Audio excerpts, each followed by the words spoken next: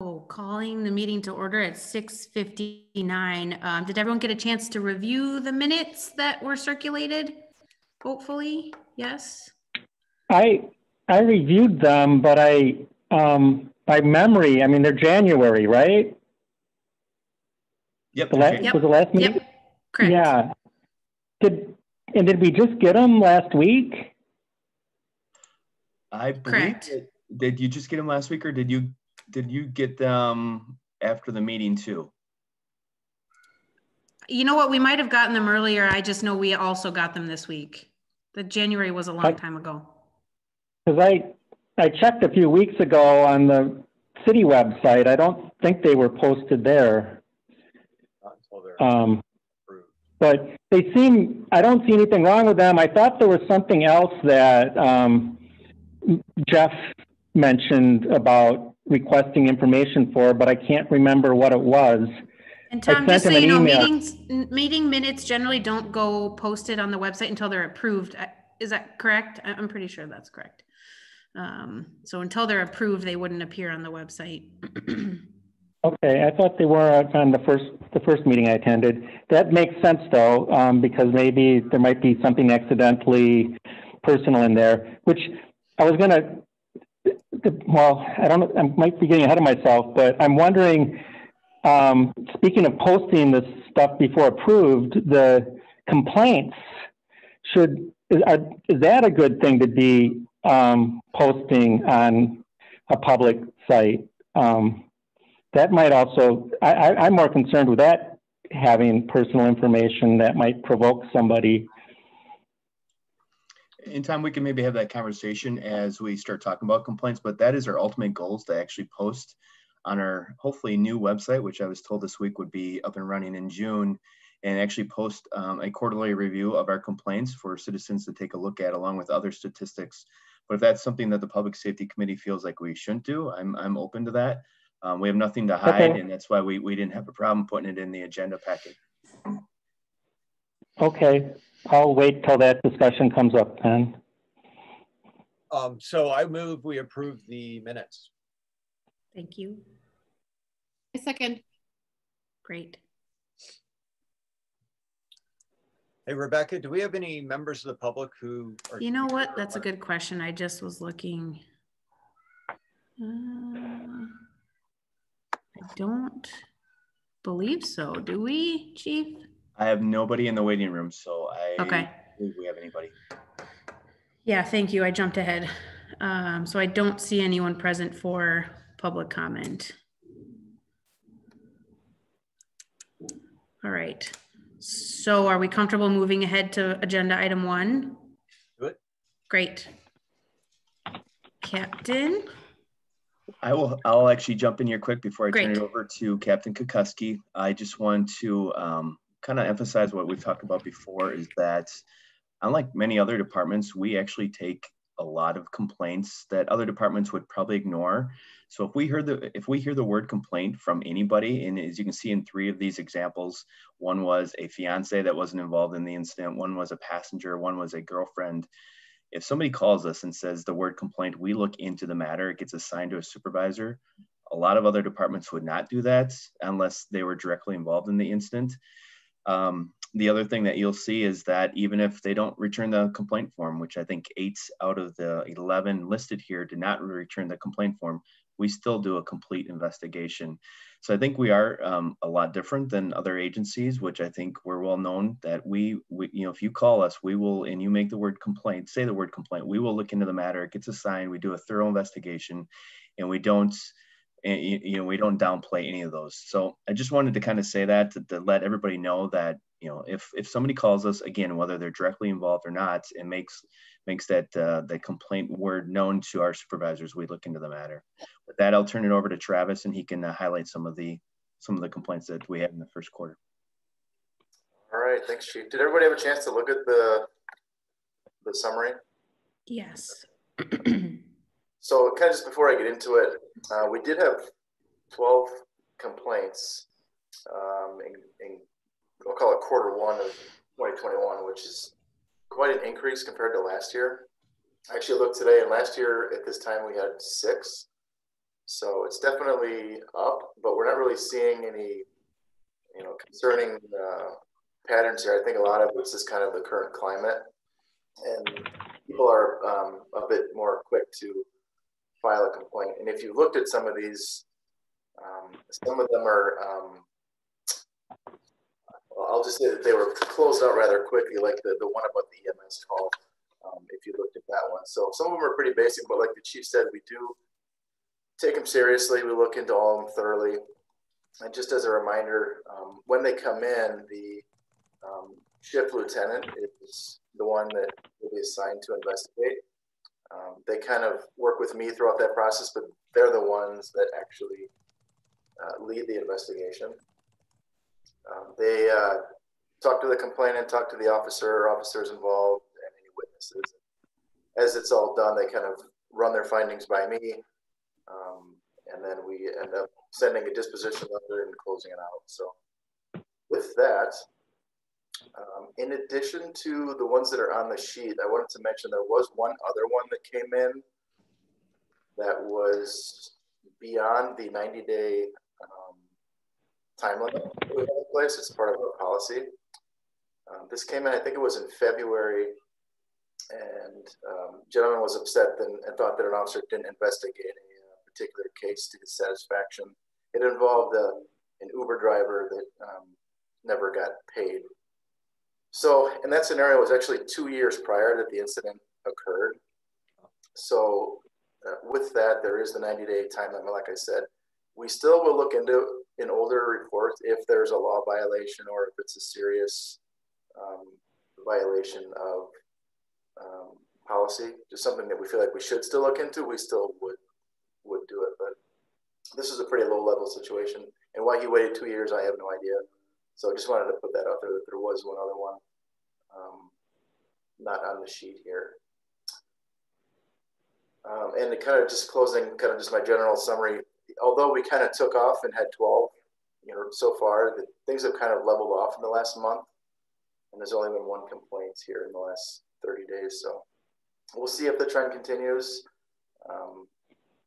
But like I said, I think just kind of the climate right now in society, and law enforcement is under a really big microscope, and people are a little bit quicker to maybe call up and want to talk to a supervisor and voice their displeasure. So the thought here, we wanted to put this out ahead of time so you could look at the summaries, because with there being 12, quite honestly, it could take quite a bit of time to go through all these. So I kind of want to just hit on some of the ones that are maybe a bit more noteworthy. And I'll start with the first one actually on the list there from January 6th. So we did add, based on some feedback, we added the section race of the complainant onto the form this time. So this one came in on January 6th, complaint of disparate treatment from a Black female. The complaint form was not returned. That was another category that we added recently. And this was actually, it didn't even come from the person who was involved in the police contact. It came from the fiance of the person who was stopped. And she was upset and felt that the fiance had been stopped excessively by us. And she thought that they were racially motivated contacts. So the other allegations there was that there was not a written warning or citation that was ever issued. And then during one of the police contacts, the officer allegedly said, "Lucky for you, you're not going to jail today." So the investigating supervisor was able to talk to the officer and review the body camera and squad footage, and was able to clear this one up as unfounded. So as far as the first allegation, and as far as being stopped excessively, they did find that he had been stopped 3 times in 4 months, but they're all for legitimate equipment violations, such as headlights out. That's kind of what that refers to, or there's registration issues with the vehicle he was driving. And in that case, actually, each stop was made by a different officer. So there's really no evidence found that it wasn't like one officer had seen this person and wanted to stop him continuously. So there really was no evidence found that anything was racially motivated there. Number 2 there, as far as written warnings, it's actually something we pretty rarely do. Typically in a scenario where it's a equipment violation, like a headlight out or something, we just give the person a verbal warning. So there's no paperwork that's exchanged. And in this case, the person didn't request any paperwork either, so it was just cleared as a warning, and no citation was issued. And then number 3, this is where body camera really comes into play, because we're able to look at the entire interaction. And never did the officer say anything to the effect of, "Lucky for you, you're not going to jail today." It was a comment regarding what we call a service warrant, and the person was basically just told that they need to appear in court at a certain time. So here again, the allegation was cleared up with the use of video, and it was closed as unfounded. Any questions at all on that one? Is this a Middleton resident? Yes. Well, the complainant lived in Middleton. I guess I don't know for certain if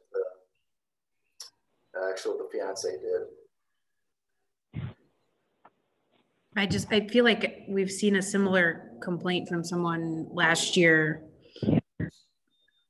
I'm just selfishly trying to piece together if it's a repeat complaint or not, but it doesn't really. It was not. Nope. Okay. This was okay. a different person. Okay. The other one I was going to touch on was one from January 27th. Just further.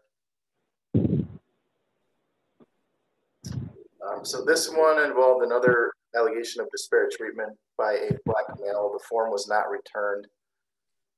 This individual felt like he was being targeted and making things up in order to initiate traffic stop on him. So in this particular case, the person was stopped for a defective brake light. This is a third shift call, so it was overnight on the belt line. The officer was up there doing traffic enforcement and noticed the defective brake light as the person went by, applied the brakes to slow down, and then noticed that brake light, and then also change lanes after they got behind this person without signaling. So this is a stop. I think it was around 1:15 in the morning.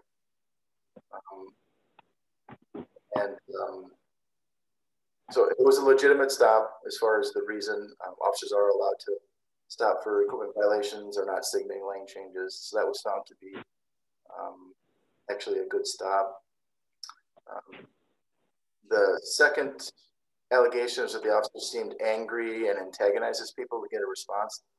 That was also unfounded, once again, by the help of the body camera.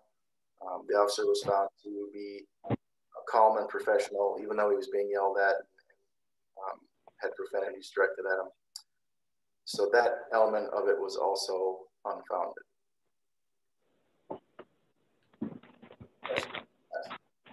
How many officers are on third shift, like in a night?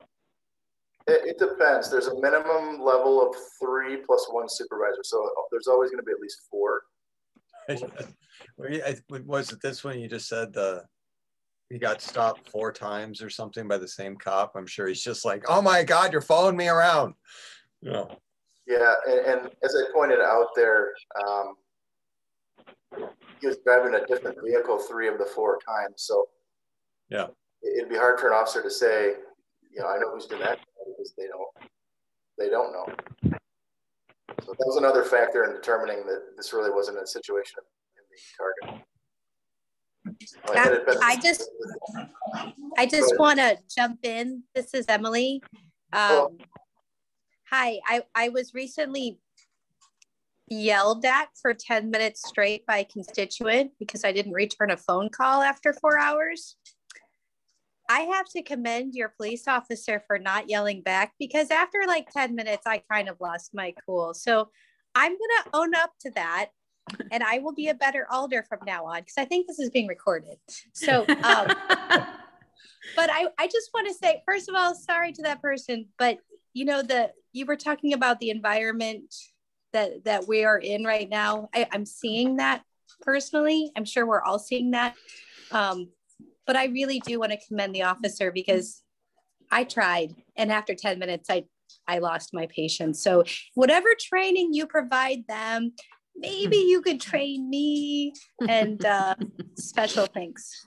Well, thank you. Yeah, that means a lot. And we'll make sure we pass it on. And yeah, it can be challenging when someone is, especially when you get someone in our arrest processing center and you're doing paperwork with them for an hour as they're just yelling at you and swearing at you and, talking down to you in your profession. But yeah, I think overall officers do a great job of just kind of, they bite their tongue, people just let them go, and then they go about their shift. So, but thank you for the comments. So Travis, we don't need to get into it. I find it incredible, the complaints on, or I'm sorry, not the complaint, that you actually counseled or reminded your supervisor and your officer about like being sensitive towards pets and not call someone immature. I mean, it's just the level of restraint is astonishing. But on a procedural level, like I'm looking at 11821, and someone made this was the immature harassment investigation. Yes. And it says there was no written complaint, or at least the paperwork wasn't returned. So what is it that triggers your investigation, and how do you actually follow up with it? Walk me through that quickly. So that one was actually an email to the chief. That particular one, that's unusual. And then he just kind of kicked it back to me, and then we forwarded it to the supervisor to look into. But usually how these things start is it's a phone call to the sergeant or the lieutenant, either later that day or the following morning, with someone upset about how something played out. And then that supervisor kind of takes the basic information, writes up a memo, and forwards it to whoever the supervisor of that officer is to take it over, and then they do the actual investigation. So how many of these that are listed here, Chief mentioned that a lot of other departments don't necessarily take everything this far. Would other departments only do an investigation on those that are returned and then start an investigation? I'll hop in here. That is what most departments are doing, is that they want that formal complaint to trigger the initial investigation. But again, if they can do it over the phone, they can do it by email. If that word complaint is mentioned at all, we launch an internal investigation, and we look into every situation that, again, somebody thinks that something wasn't done properly or the officer acted unprofessionally, anything like that, we look into if that word complaint is used at all. So if you would have followed a typical department's protocol, we would have gone from 12 here down to what, 4? I think it would have been 3. 3. Correct, okay. Travis? Well, you guys, I don't know if the rest of my commission, if you guys didn't read the annual report, I urge you to go back and do it. It's really good. And I like you put in there that starting last year, we're reviewing the synopsis. I think that just adds to the whole transparency of this. And it's just so complete and so clear when you break it out over the year and you guys really show it. It's so good. It's really, really good, guys. So, I mean, just props on the transparency and being right out up front. Like, we are trying. We're not hiding anything there. Thank you. And that's exactly what we're trying to do, is, again, we're trying to be transparent. We have nothing to hide. We know there's going to be complaints. It's been that way since law enforcement came about. I am with Travis. I think we've seen an uptick in complaints, and I do contribute a lot of that to the environment we're in right now.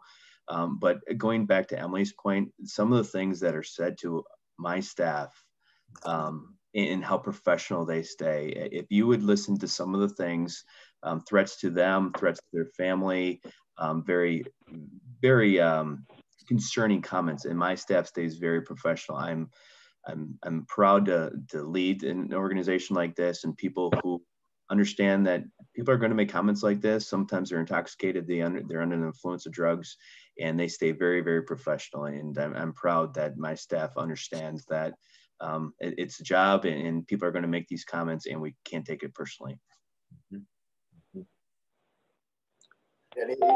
Can I go ahead?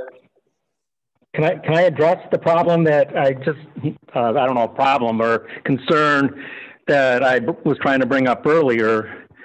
And I think this process is great. I think it sounds like we're doing a great job. But we're talking about, we're evaluating both an officer and somebody in the public. And it seems like, if we were doing an employee evaluation, that wouldn't be transparent. That wouldn't be, totally out there in the open. And so if we're evaluating these situations, it seems like it would be appropriate that some of these details, not be posted on a public site. I mean, some of these people might be able to figure out who they are, whether it be on the officer side or whether it be on the person that was getting a ticket. So Tom, have you read the complaints that were the citizen complaint summaries? So there isn't, in my opinion, there's no officer name listed. There's no person of the public's name listed here. Well, you got somebody who has a dog, the dog belongs to the mother. And I mean, if I lived in that immediate neighborhood, I could probably, if that was in my condo, as a matter of fact, it sounded like one of those people might have been, I could probably figure that out, and well, there's not even addresses or locations for these things. Well, you have somebody who lives with their mother and they have a dog. That's an unusual situation that you could easily, that if the person, people are logging in and reading these reports, and I'm guessing both officers and people in the public will. Maybe I'm wrong, but it seems to me like we're kind of putting too much information out there, and that we should be reviewing this in a private setting. And I think our review and discussion would also be more candid if if whatever I'm saying about it would be a matter of record. Well, and we're not evaluating these either, Tom. Remember, we're just, being brought up to speed on what the department has been handling, and these are closed complaints. So we're not officially evaluating. Correct. We're not officially evaluating, but we are making an assessment. I mean, we're reviewing these to get a feel as to what's going on, and that is an informal assessment of what the police department's doing. Tom, this is Bartlett. I'm completely lost.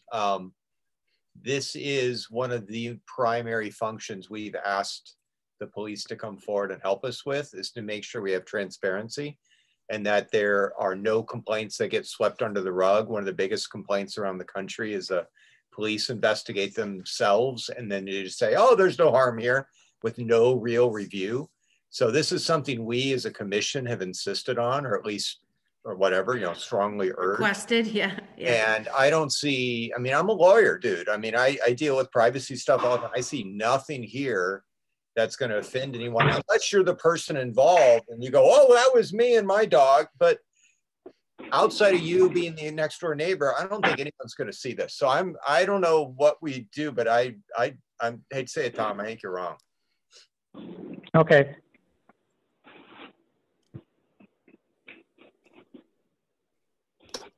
I'll just add that I really tried to just kind of keep everything very vanilla on here, and not put any addresses, obviously no officer names or anything like that. So that's something we can definitely keep in mind in the future to make sure that it stays in this format.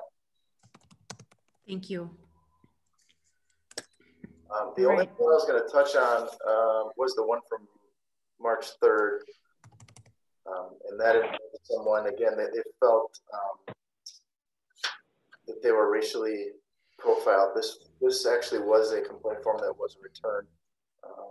And this involves, the initial stop was the officer, again, this is right at 1:54 in the morning, so kind of bar time. The officer's just monitoring University Avenue, basically, and sees the vehicle approach him. And as soon as he sees the marked squad, he stops and turns around in a driveway and drives the other way, which in and of itself is not really a reason to stop the car, but it was enough the officer thought it was odd. And actually this person later admitted that the reason they did that was because they saw the officer sitting there. So the officer, all they did then was get behind this vehicle and run the license plate, and then come to find out that the male registered owner had a warrant or warrants and did not have a valid driver's license. So at that point, that's what initiated the traffic stop. So the allegation of him being racially profiled was determined to be unfounded there. He also felt that the officer and the sergeant, there was a supervisor at the scene, that they did not adequately communicate the reason for the stop. But again, looking at the video, they were able to determine that they did explain that multiple times. Also in the complaint, it was noted that they refused to let him contact his wife. Yet when they gave him an opportunity at 2:43 a.m., he said, "I'm not calling my wife at 3 o'clock a.m." So that's also on video. So that one was able to be cleared up. This person was also relatively uncooperative throughout the process. And officers noted he was aggressive, yelling and swearing at the officers. So he did stay in handcuffs longer than is typical. But he was at one point, they did remove them. He was allowed to use the restroom. And then the handcuffs were put back on just due to his aggressive nature. And once they were put back on, the sergeant asked him if they were good. He said that they were, and never complained about the handcuffs at all throughout the entire incident after that. So, and kind of like I put in there, unfortunately, and we've even found this during training over the years, if you wear a pair of metal handcuffs on your wrists, even for a relatively short period of time, it does leave marks on your wrist. So again, unfortunate side effect of having the handcuffs on, but it was a justified reason due to his being aggressive. And that complaint was also closed as unfounded. Can I ask the question? So when a person does return the complaint form, how does that change the end of the process or the process at all? It really doesn't, because either way, we're doing a full investigation into it. If anything, because they have to, it's a notarized form, and they have to swear to what's in there is true and accurate. So I guess maybe it might give it a little bit more legitimacy, but at the end of the day, we're still investigating it either way. Thank you. It could, if we ever did have a scenario where someone just made up complete, fabrications about something that happened and they swore that this was true information, they could potentially face some criminal charges as well. And I don't know if that's ever happened in our department. So any other questions on any of those that were in the packet? No. But thank you. I mean, again, thank you. Yeah. This is really useful. I did get pulled over for making a U-turn in front of an officer recently, so I didn't see him. I was honest, so just leave that out there. Yeah. Scared the crap out of me, but yeah. That happens. It does. It was my fault. That makes me like you even more. That means we're all human. Yes. Yep. We try our best. Yeah. Our police force is doing what they're supposed to do. Yep. Nobody on public safety gets out of a ticket. We have to try. Well, I will say he did educate me. He said it's a maneuver that they've seen people do to make a U-turn in from an officer to draw them away to go do something. And I went, no, I just really didn't see you, but I appreciated it. So yeah, it was a good encounter. My fault. Just before we move on to the next item, is this the summary? Is that sufficient? We've kind of made some changes since we started bringing this to the committee. We're looking for feedback. If you want more, you want less. I know the conversation that Tom brought up is we would like to post this on our new websites in June. Again, there's no information here that we're concerned about, anything that we're trying to hide. I think this is information that the public would like to see. We'd like to get feedback from the Public Safety Committee if that's the direction you want us to go in. That's the direction we would like to do, but maybe there's other opinions on that. I think this is great in my opinion, and I thank you for being willing to do this back and forth to help get to this place. Anyone else? part. I agree as well. And I certainly value the fact that Bartlett knows more about privacy concerns and people, because I don't. So if his opinion is like, this is okay, I take that opinion and agree with it. So I think it's enough anonymity for the individuals. You know, there's no locations, no officer names, no individual, you know, and that seems fair. And given this environment, again, I think that the transparency is key for all of us and our community. Mm-hmm. Well, can I make a statement off the record? Well, you're recorded. Well, no, I understand I'm recorded, but I mean, okay. I don't want it to be in the minutes. I disagree. And I think if I were ever had like just a moderate complaint that I wanted to make, and I know that it was going to be posted like this out on the internet, I think I would refrain from making that complaint. And so I think this is actually discouraging complaints. And I think we're doing a great job. I think the complaints that you're giving us are great. I think the discussions we have are great. The only thing I question is whether or not this should be posted on the internet, and even whether or not this discussion couldn't move into a closed session, if it, you know, when needed. But I definitely don't think the details that we put on, a summary would be great, but the details that were put out there, I think, are borderline. And they would discourage me from, you know, if I thought that something wasn't quite right about how an officer handled an incident with me. I've never made a complaint, but if I were in a situation where I thought it was worthy of a complaint, I think I would think twice about it. And so I don't think this is helping transparency. I think it's intimidating people. I think it could possibly be making it less likely for there to be a discussion when an officer really happens to do something wrong once in a while. You know, and it seems like part of the problem we have right now is that it doesn't become transparent until it's something super bad, you know, and it would be nice if we could be, you know, if we could be aware of the situation, you know, the attitude or whatever. And I think that this, you know, what we're doing will help us do that. But I think being overly open is not going to help. That's my opinion. I'm not a lawyer. I'm not an expert. I don't have a lot of background in it. I'm just telling you how I feel personally. And there is some stuff that, you know, I think I've held back on where I've seen some of these situations from the other side. So I don't know, I'll shut up. I guess I'd like to talk to Bartlett sometime in private about it, but I'll leave it at that. I'd love to talk to you more, Tom. Just give me till next week, because I got too many deadlines coming up on Monday. Okay, well, thank you for I'd love to talk with you more from my perspective and hear more about yours. I do want to say, when you go to the web, if it's possible, Chief, and actually maybe it's Captain, you put this in here. Somebody has a great graph. Travis, I don't know if this is yours, like 2020 complaint types, and you got a nice pie chart with color. Mm-hmm.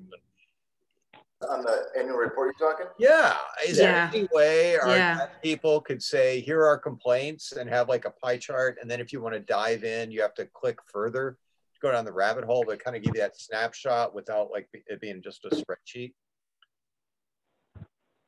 Yeah, you're talking about on the website when we launched that? Yeah, that's something we could look into.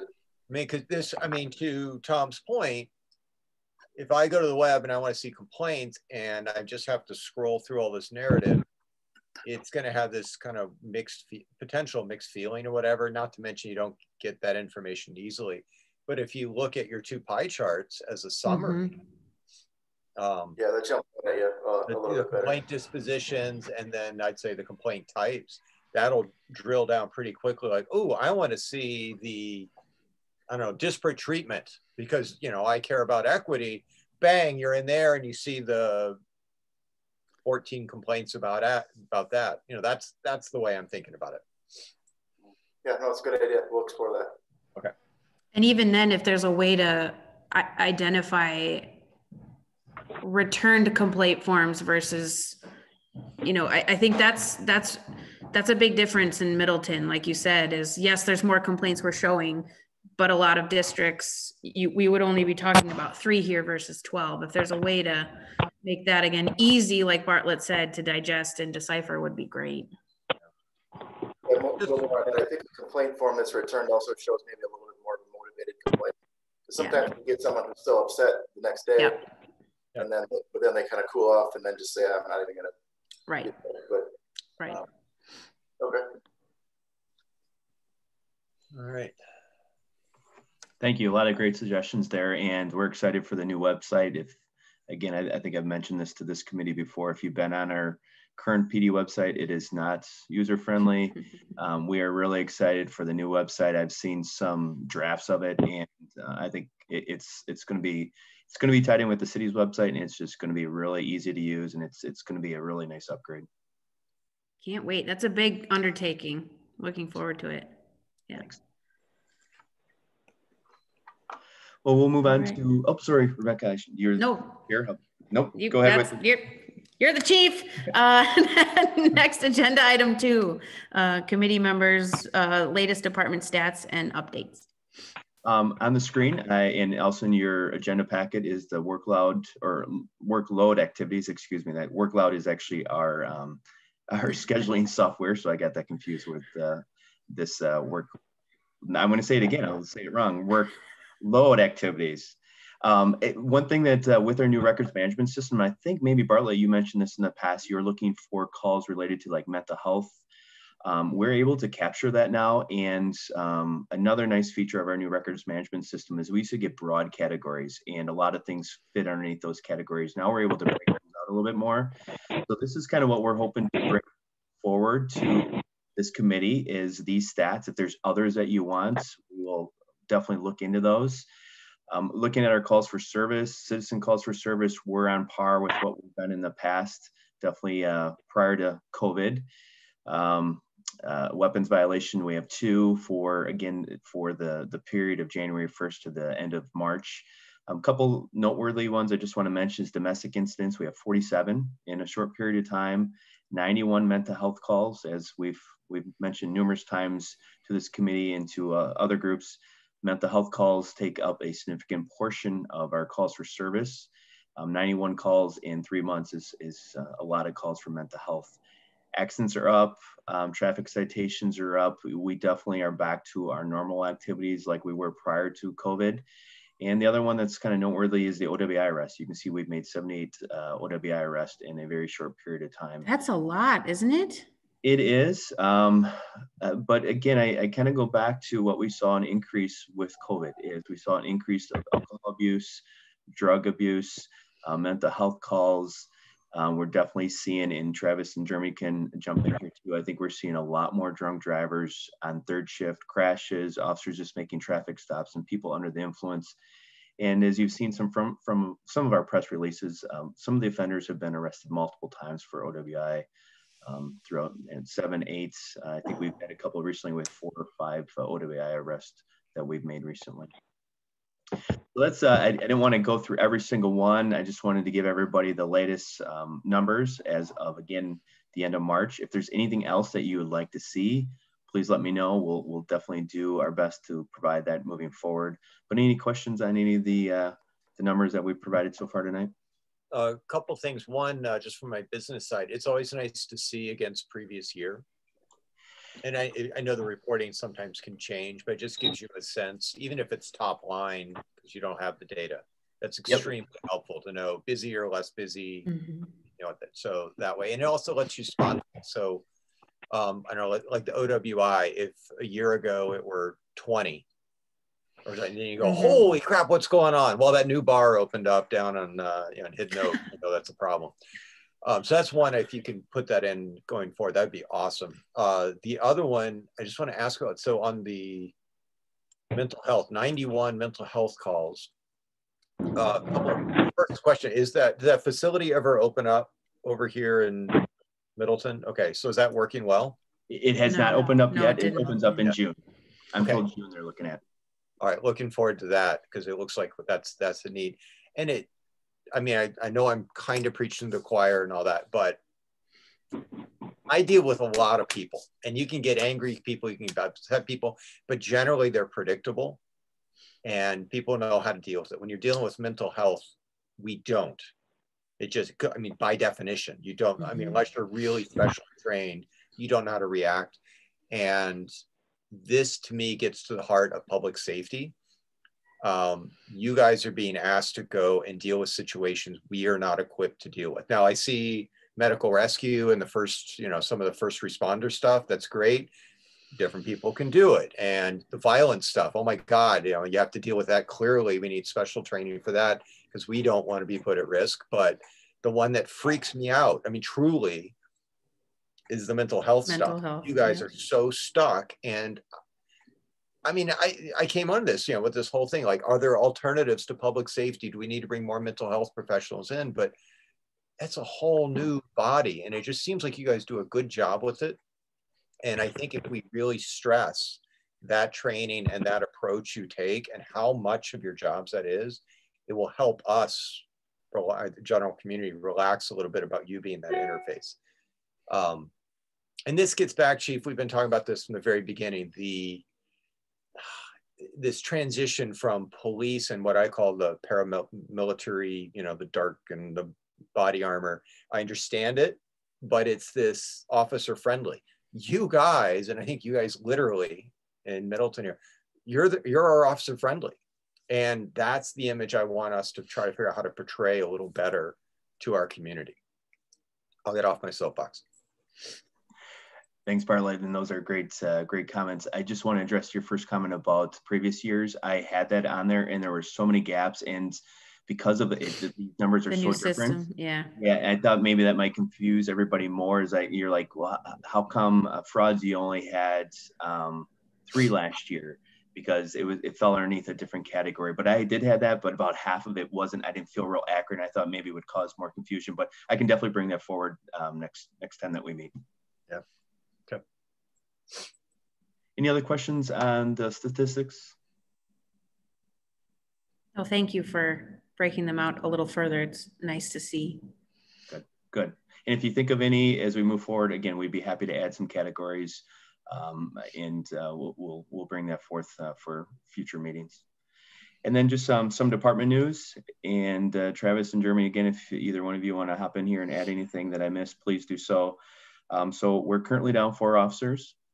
We had 2 vacancies from a retirement and then an officer who suddenly decided that they were going to go in a different direction with a career.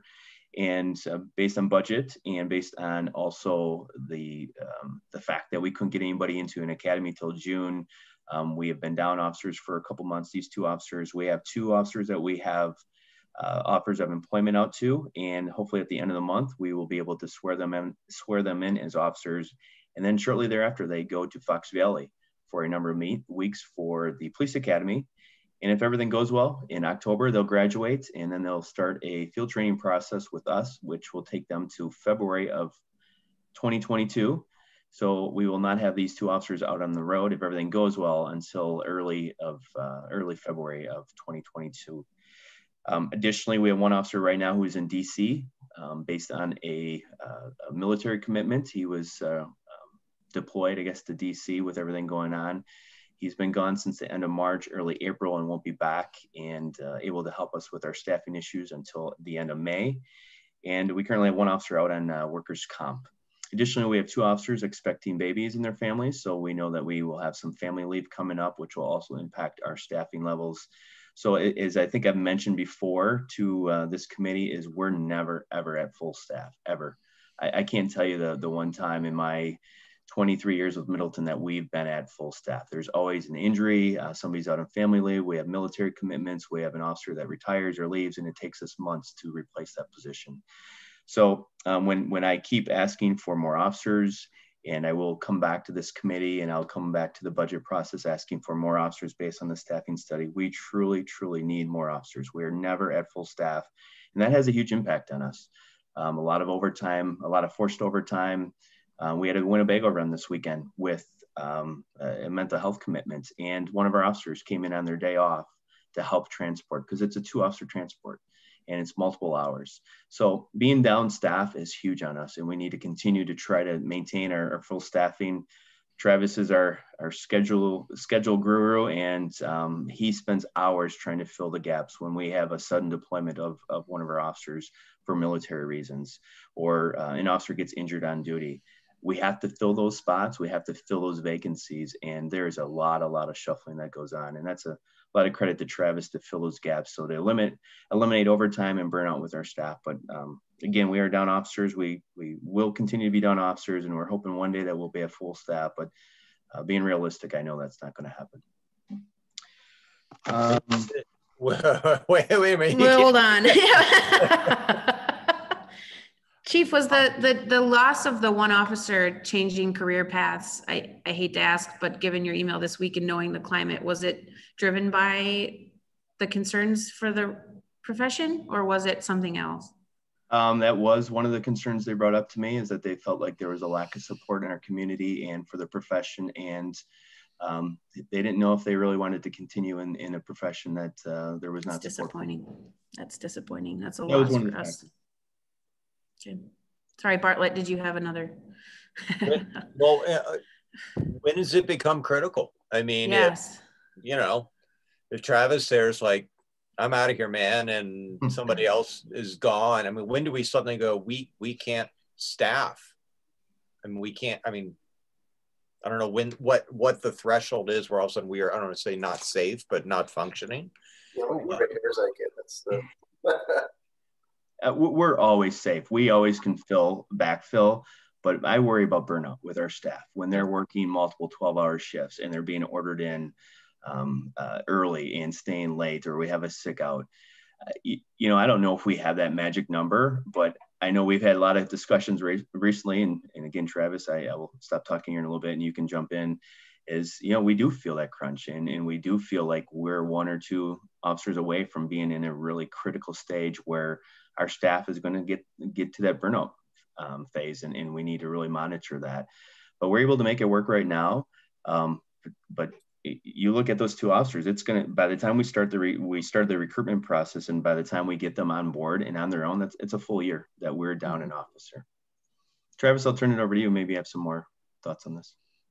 Well, I would just say that ultimately, we're looking at in the fall when hopefully the SROs are back in there, then we lose them from patrol as well. So we've kind of had a little bit of an inflated status with them in the patrol ranks. So, that's a factor too, that we have to backfill them. So essentially what we have to do is just kind of get creative. The schedule's like a big puzzle. Some officers are going to have to work what's called a split shift, where they're maybe going to work second shift 3 days and then an early cover for 3 days, just so they can kind of help balance out these absences. So we do have an officer in field training right now, Alicia Kozar. She finishes up in mid-June, so that will certainly help as well. So we'll get her in the mix as far as the patrol side. But we also want to get our community awareness officer back in his full-time position, because like you pointed out, Bartlett, to be able to do those community outreach things, we've really missed out, mostly just because of COVID in the last year. So that's also a balancing act too, trying to get him back into, doing National Night Out, doing Citizens Academy, all those important things that we also want to get back to doing. So yeah, it's a lot of things we're trying to balance with the schedule. And is there an update on the SRO? You may have talked about it. I apologize if I missed it. No, I wanted to ask the same thing. Yeah. That is next on my list to discuss after we discuss the staffing issues. Excellent. Thank you. So also, just so you guys know, I am constantly saying in council, we need more police, we need more staff. So, but the data is going to help me. Everything that you guys, the tools and the talking points that you guys provide in this meeting, and then online and stuff, is going to help me when I'm talking. The chief does the same thing, and I'm really proud of all of you guys. You hear our police needs, and you're very conscientious in trying to help and support that. And the chief and his team is doing such an excellent job. And just my heart goes out to you guys. And Emily, to build on that, I know last budget cycle, we put together a pretty succinct, I thought strongly worded statement that didn't work. So I'm open to strategizing to make another big hard push this year, because this, you know, I truly believe, not to be cheesy, but our police are good neighbors in this good neighbor city. And this is something we really need to be pushier on. Yeah, maybe you and I can have one of these offline talks that everyone else talks about, and we can brainstorm. So perfect.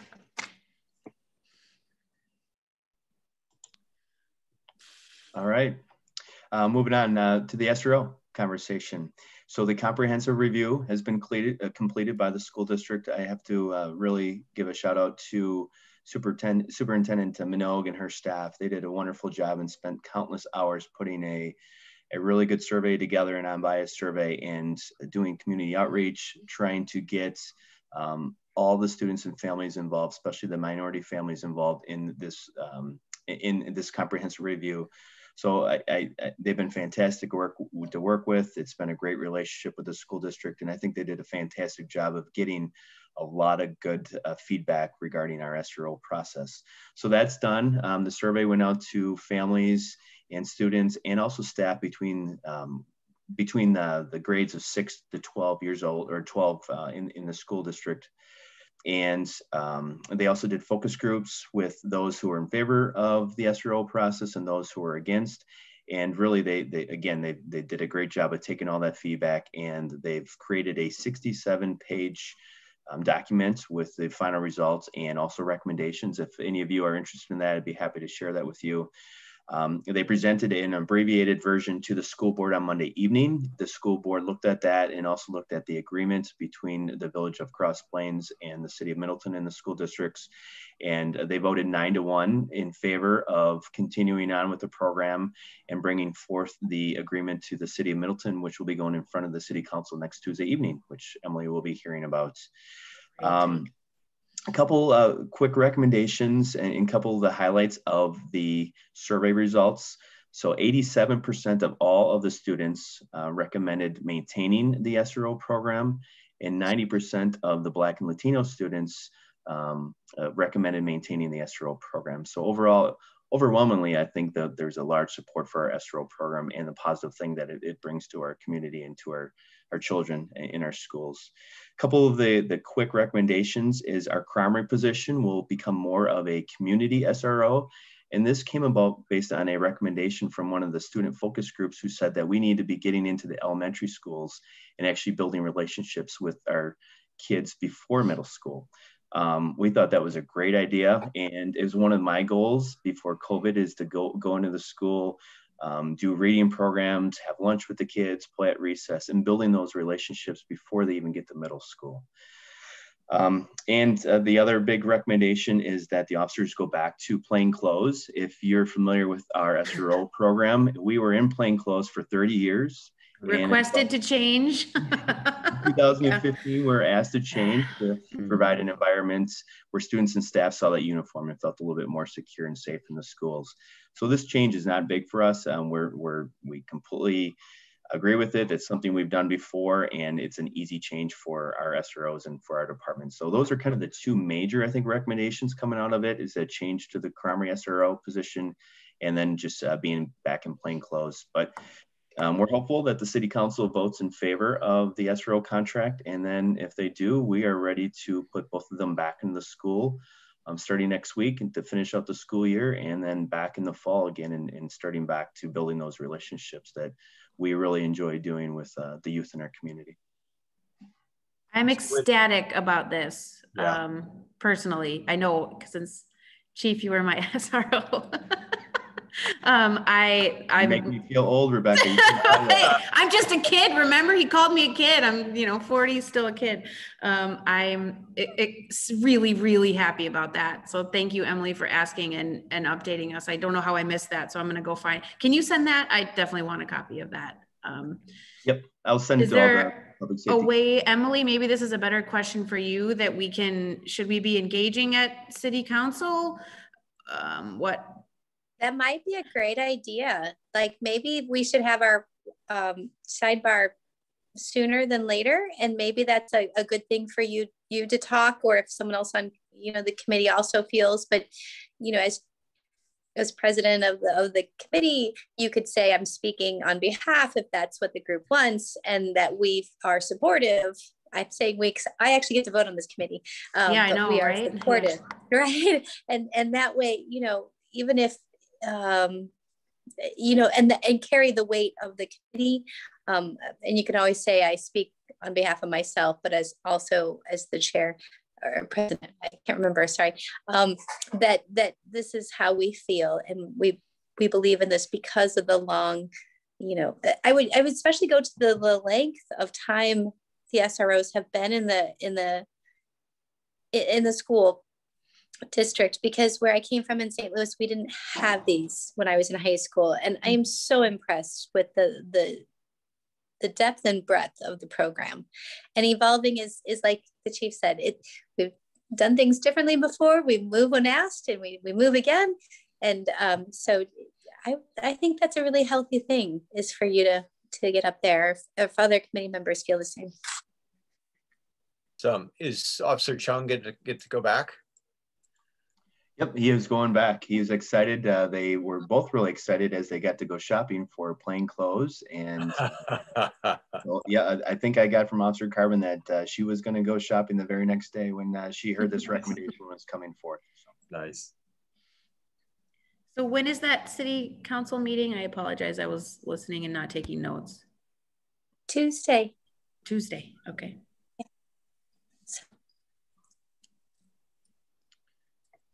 And then the last item that I have is just to update everybody on the SCRAM program based on a request from our last meeting. Here's our operating procedure that was put together regarding the SCRAM program, and then also the new logo based on the recommendations from this committee. And according to Detective Lieutenant Darren Zimmerman, we have 89 homes, residences in Middleton who have registered for this. And I think we've had a few cases where we've reached out to them to see if they have any recordings regarding any crime in the general area of their surveillance camera. So overall, I think for the short period of time we've had this program, it's been very successful. And again, I just want to update the committee on this and provide the operating procedure and the new logo, and to get any feedback. Still gives me the willies.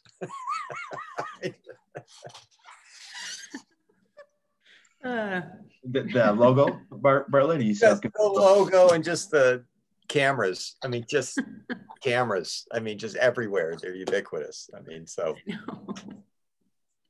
I mean, there's no. It's what we got. I mean, it's like everybody's got their dang phone out and everything else. So I mean, it's I get it. Logo. You guys, you toned it down, and I think the procedures, you're so clear about what you're not doing. I don't know. I can't remember who was our other member who was really digging into this last time. Jeff. Yeah. Okay, so just so you guys know, I was explaining this program to my kids.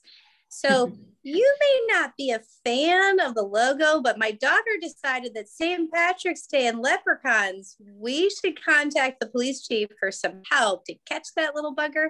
And so we had a whole conversation about the SCRAM program. So in case you don't feel it's like approachable enough, we can play with some marketing. It turns out my kids have ideas. So the chief was really good about it. He was like, we checked, there's no leprechauns next year. I love it. That's pretty funny. Any other feedback, comments on the SCRAM program? I think outlining what you don't do is just as valuable. So I think this is great. Yeah, good. Thank you. Yeah. Yep. And thanks for everybody's comments over the past couple months regarding this program. This was new for us. So I think we got some very valuable feedback and things that we're able to tweak with this program. So thank you. Yeah. Great. I got a couple things I'd like to three things I'd like to talk about, if I can, and they're all related. Two to actually all three, I think. No, two come from the annual report. You also have in here your heat map, page 32, 33, 34. where crimes occur, where 911 calls come from. Really, these heat maps are incredible. I mean, they're so telling. I don't know what to do with it, but it's great data. And I assume where the red spots where there's like intense activity, do you have an officer in one of your neighborhood programs like right there who knows those people and what's going on? And Captain Geiser, I know you put that data together, so feel free to jump in here if you want. A lot of those places, yes, Bartlett. So like, I think the address on Lisa Lane had a high number of calls for service. We actually dedicated one of our officers to that specific address. So in addition to a neighborhood, we placed them as the main point of contact for that specific address. And they worked with management to correct some of the ongoing tenant issues that we're having. And we saw some pretty good improvements based on that officer's actions and involvement and interactions with the management. So we do look at that. And if there's a specific address, we do assign an officer to that. Captain, you want to talk about your maps? Well, they're maps that I get from the data analyst. I don't make those. I'm not that good. But no, I think the chief hit it on the head there. I was just looking at them as he was talking. But that's, if you look and you know the city relatively well, that's generally speaking our multifamily residences, also more of our intersection related areas. And if you correspond that to, I'm just going to find this other page where we have the top, well, I guess it's the one right above there on page 32. Yeah. The addresses that are frequent flyers, like the chief talked about the Meadow Ridge Apartments on Lisa Lane. Costco is one of those tough ones. It's not necessarily serious calls for service, but your lockouts, your retail thefts, things like that. That one's a little more difficult, but with the residences, we definitely have officers assigned. You'll also see Middleton High School is on there.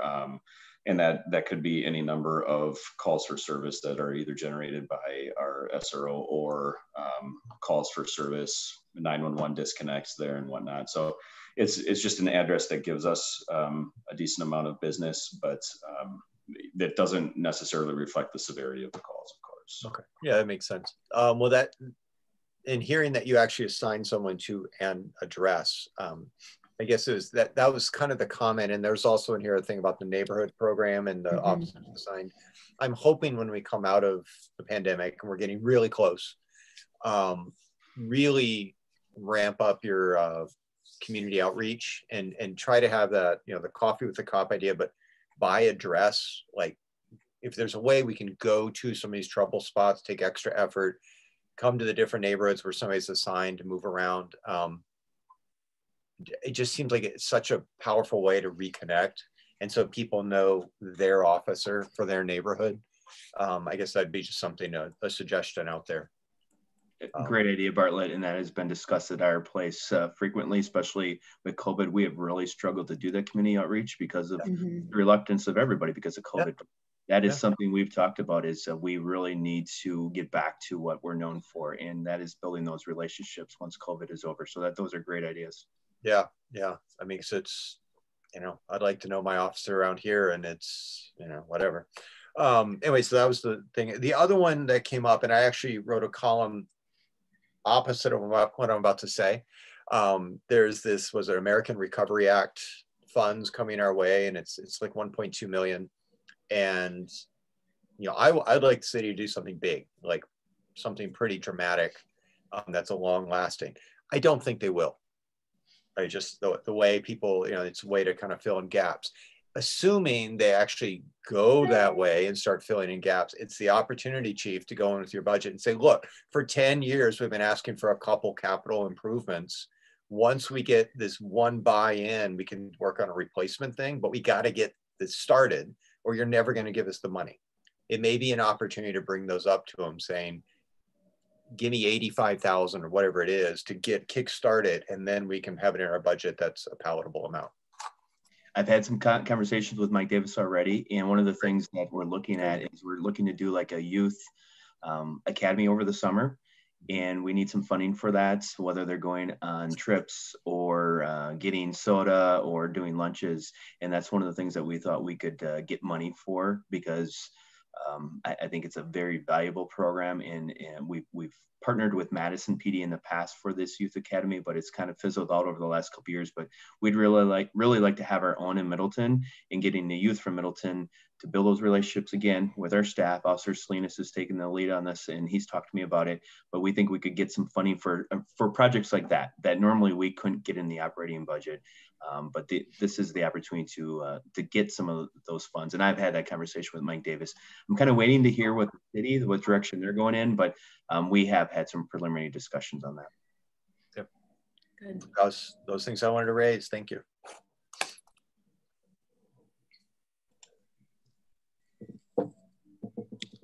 All right. Any other future, are we moving on to future agenda items? Any other future agenda items at the request of the committee?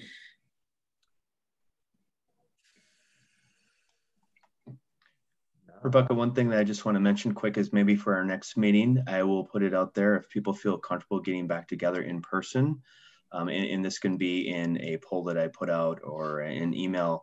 That could be an option. We do have a facility at the police department in our courtroom where we could spread out, and we can definitely maintain that 6 feet of social distancing. But that is something that I want to just kind of mention. If committee members feel comfortable meeting in person in the future, we could do that, or we can stay with the Zoom option too. Would you be willing to circulate a poll? That would be great. Definitely. Wonderful. I will. Wonderful. Could the poll include whether or not we've had our shots? No, I don't. Oh, legally, okay. You can't ask about vaccinations. Okay. Is that correct, Bartlett? My lawyer? We're not employers. We're not employers. I mean, I know. That's a weird one. I've heard so many different opinions on it. Can you ask to come before you come to a meeting? How about this? You cannot come to the meeting unless you've been vaccinated. I've heard that's discrimination. No. What if you've had COVID and have natural immunity? I don't know. So what we're doing at our work location is that we're just saying, if you wish to share, yes, yeah. And even if it's just to the chief, if you would like to send an email saying, yes, I'm fully vaccinated, or yes, I've had my vaccination, you don't have to explain. But because I'm an alder, I will share. I know this is recorded. I have been vaccinated, my first one of 2 shots.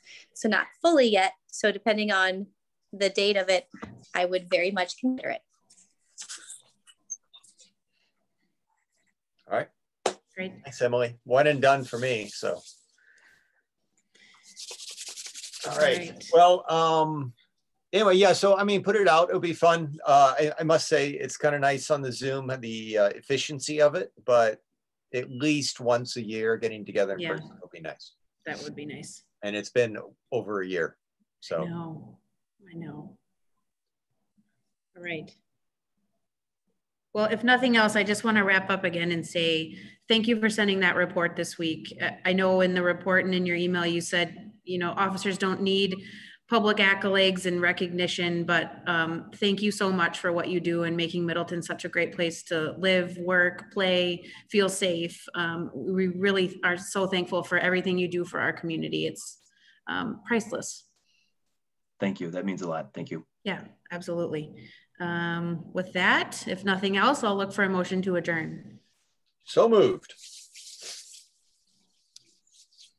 I'll second it. Thank you. Great. Efficient too. Look at us. Well, Emily, I'll probably ping you shortly. Thanks. Great. All right. Good night, all. Thanks for your time. Thanks, everybody. Take care. Thank you. Everybody.